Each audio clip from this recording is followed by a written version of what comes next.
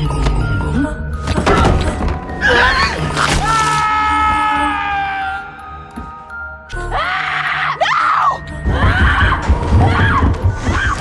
Peter. Often at night, I heard a mysterious knocking from inside the bedroom wall. Sometimes, the noise was so loud that Peter broke out in a cold sweat. It looks like someone's painting the walls with their nails. It bothered him. The other night, again the voice came from the walls, but Peter turned on the light. There's nothing out of the ordinary in the house. Only the swing in the yard was swaying in the wind. Just as Peter was breathing a sigh of relief, there was another noise from the walls. He put his ear to it carefully. Make sure there's something in that wall. When he woke up his parents to check on him, and nothing happened.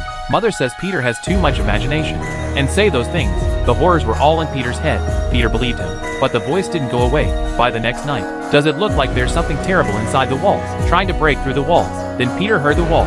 A voice inside the wall called his name. Daddy! Daddy!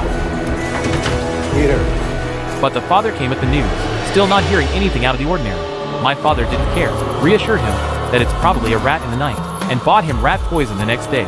But not only did the knocks not go away that night, instead, a girl's voice came from inside. Can you like these videos? I know I could. But if you don't want one, wait, don't go. Peter, who was already lacking friends, chose to let him stay. The two began to talk happily. This also put Peter in a gloomy mood. He became more cheerful.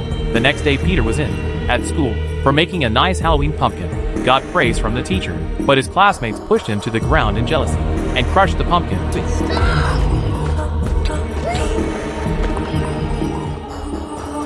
When Peter cried in bed at night, the girl's voice came up again. He taught Peter to resist, so I went to school the next day.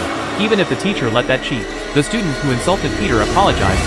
Peter remained expressionless, because there's a voice in my head. Tell him to fight back. Egged on by the voice, Peter followed him to the stairs after school, threw him down the stairs, and broke his leg, and the consequences of that are dire.